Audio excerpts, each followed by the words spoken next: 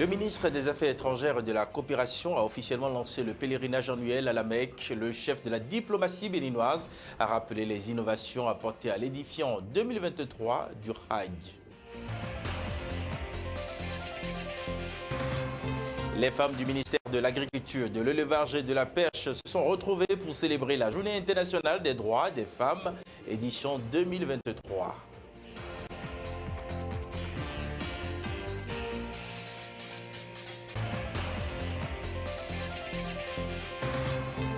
La diplomatie offensive que déploie le Bénin depuis un moment, objet de préoccupation lors du point de presse du porte-parole du gouvernement.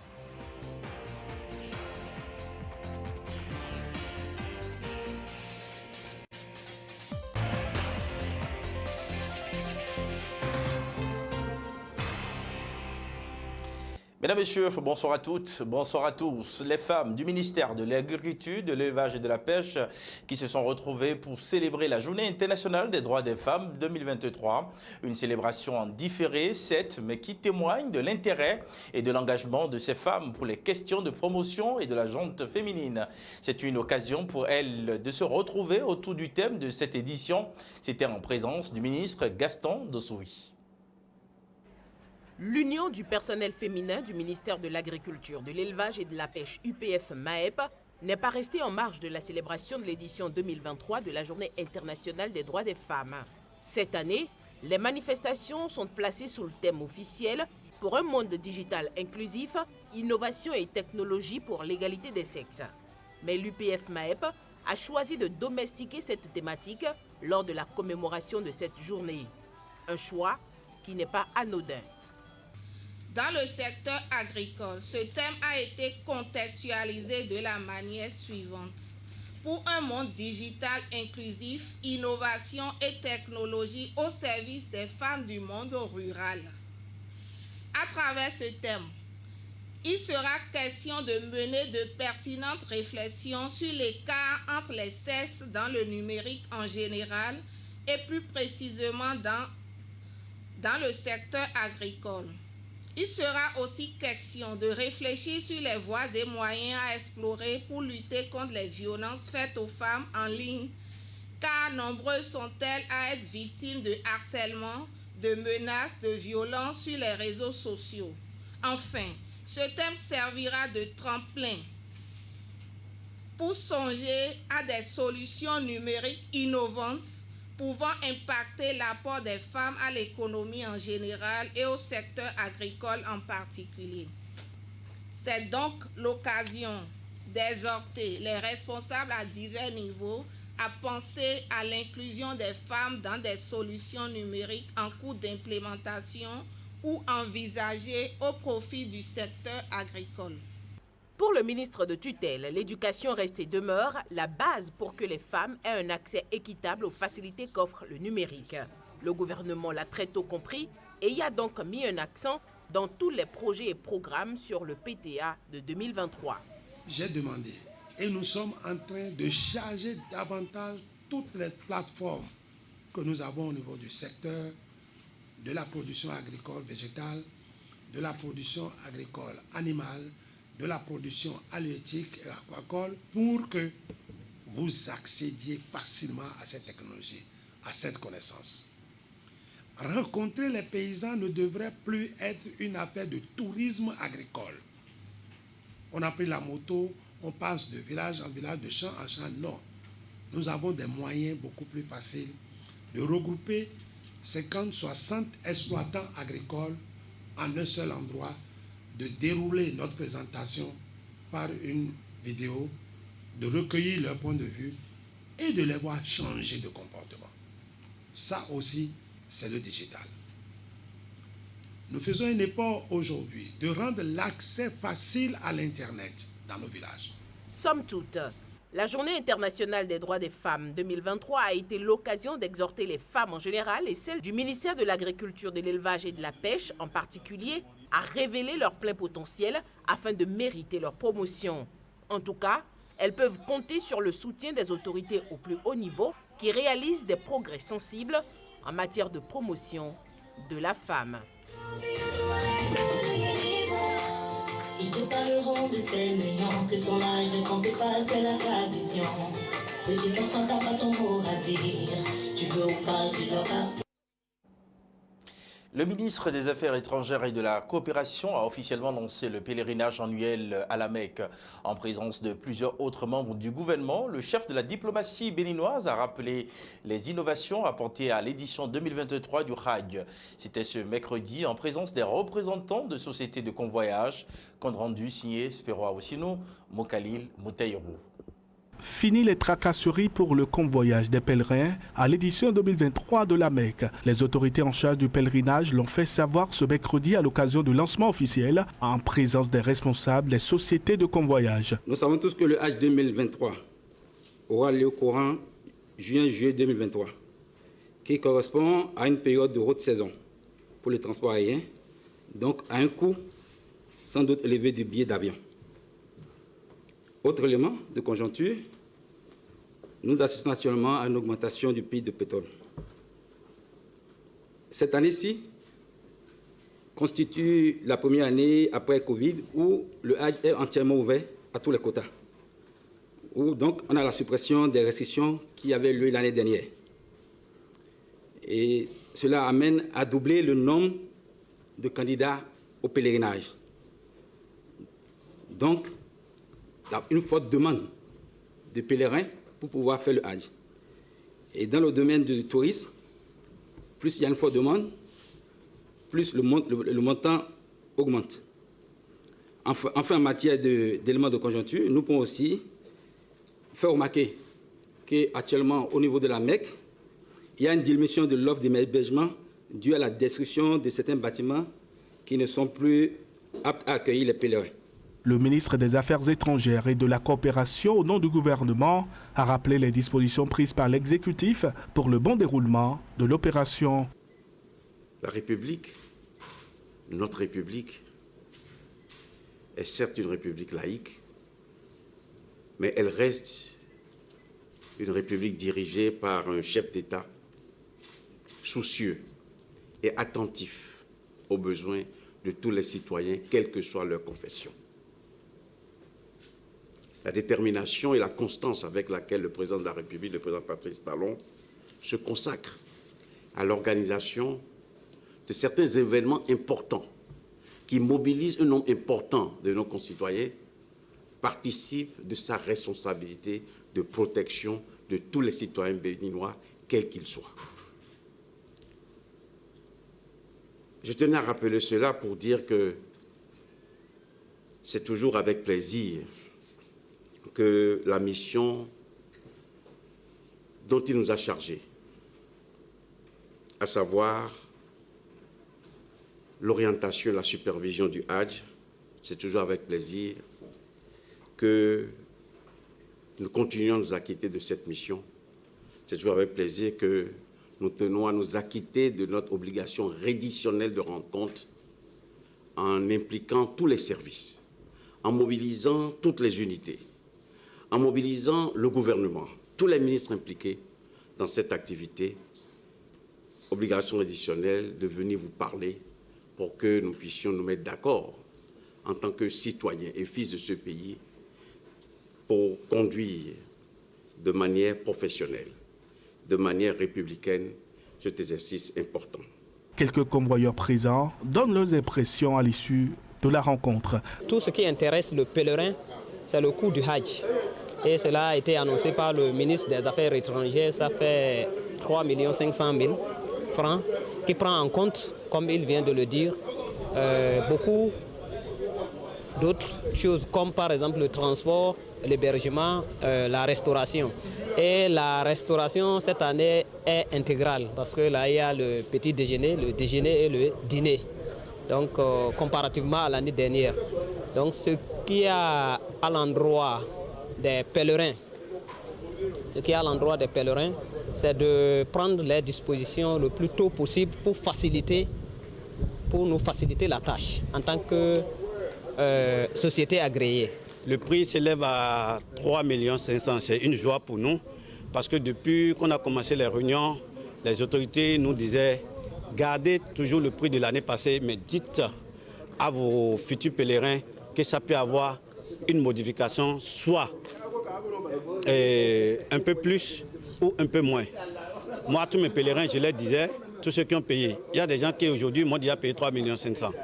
Il y a d'autres qui ont payé 3 300 000, je leur disais, soit ce serait les 3 400 000 de l'année passée, soit il y aura 100 000 de moins ou 100 000 de plus. Et ça n'a pas raté. Donc le ministre vient de lancer officiellement les 3 500 000 et je peux affirmer que nous sommes les moins 10 ans dans la sous-région à l'instant où nous parlons. Les dispositions pratiques sécuritaires seront mises en œuvre pour rassurer la quiétude aux pèlerins, ont rassuré les membres du gouvernement. Merci à vous, Spero Awoussinou, pour ce point. La diplomatie offensive que déploie le Bénin depuis un moment, objet de préoccupation lors du point de presse du porte-parole du gouvernement, Wilfried Léandre Ngwedji n'a pas manqué d'expliquer les prises de position du chef de l'État sur des sujets d'ordre international. Les visites que vous évoquez, elles sont dans l'ordre normal de ce que la doctrine diplomatique du Bénin a toujours suggéré. Seulement qu'avec le président Talon, l'exigence de mettre aux normes nos pratiques, l'exigence aussi de faire en sorte que quand nous recevons nos hôtes, ce soit dans les meilleures conditions possibles de respectabilité de notre pays. Et c'est pour ça que sous le premier quinquennat, en dépit des demandes parfois qui ont été adressées à notre pays, le gouvernement ne s'était pas beaucoup dépêché d'autoriser ou de recevoir des visites comme cela était attendu. Parce que pour le président de la République, il fallait remettre au goût du jour notre pays, assainir là où il faut, créer le cadre pour que les visites restent des visites de qualité. Et sur les sujets qui intéressent le monde, qui intéressent le continent, c'est précisément parce que nous avons travaillé à crédibiliser davantage la voix du Bénin, que l'attitude du président de la République dans les différentes rencontres à l'international où il s'est présenté, mais que aussi la politique cohérente et responsable qu'il mène sur le front intérieur lui ont valu davantage d'admiration et de crédibilité aux yeux de ses pairs. Et parfois, je peux vous dire que sa parole est quêtée.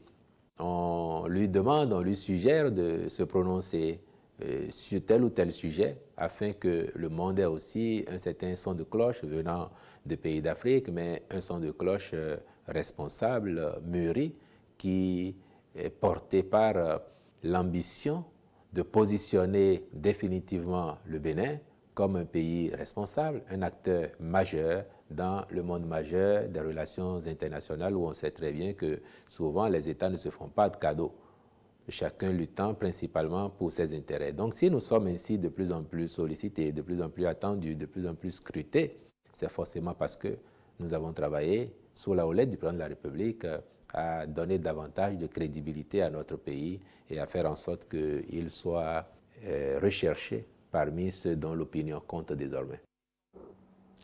Mesdames et messieurs, à l'occasion du compte-rendu du Conseil des ministres du mercredi 16 mars dernier, le porte-parole du gouvernement a répondu aux préoccupations des professionnels des médias. Wilfried Léandre Ngwedji a entre autres évoqué les retombées économiques de la visite du président du Niger au Bénin. Dans l'immédiat, c'est de consolider les liens qui existent entre les deux pays et qui sont de très bonne qualité. Vous avez pu noter vous-même l'ambiance des travaux, des rencontres entre les deux chefs d'État, mais aussi entre les délégations des deux pays. Après, de façon concrète, les retombées s'apprécieront sur la durée. En ce qui concerne les retombées économiques, notamment pour nos deux pays, sachant qu'aujourd'hui, le Bénin est le couloir d'écoulement qui sera très bientôt mis en œuvre en ce qui concerne les hydrocarbures, particulièrement le pétrole nigérien, du désert jusqu'à la côte, ici, chez nous. Ce faisant, notre pays également y trouve son compte puisque des redevances vont être payées à l'État béninois pour le pipeline qui servira à l'écoulement de ces produits. Les retombées, c'est aussi que notre pays est aujourd'hui le port naturel du Niger et que de nombreux opérateurs économiques nigériens, de nombreux transporteurs se servent un peu de Cotonou comme d'un hub pour projeter leurs activités aussi bien dans leur pays que dans la sous-région. Si nous faisons en sorte que les rapports entre ceux-ci et l'administration béninoise s'optimisent, pour créer davantage de qualité, il va sans dire que notre pays sera également gagnant. Et les travaux que nous avons engagés déjà au port autonome de Cotonou pour en améliorer les prestations à terme, en ayant par exemple un meilleur tirant d'eau pour favoriser à terme la venue de bateaux de plus grande envergure chez nous, tout ça est de nature à favoriser à terme un meilleur développement des activités économiques entre le Bénin et le Niger. Et donc, conséquemment, c'est de la plus-value pour notre économie. Et puis, au plan des rapports humains ou au plan sécuritaire, tout simplement, les deux pays ont un accord de coopération militaire dont la mise en œuvre sur le terrain produit de plus en plus de résultats. Et les deux chefs d'État s'en sont félicités. Il va également sans dire là que les deux pays travailleront à renforcer cet accord pour que, durablement, la sécurité soit de mise à nos frontières, mais aussi que nos populations puissent vivre en pleine harmonie.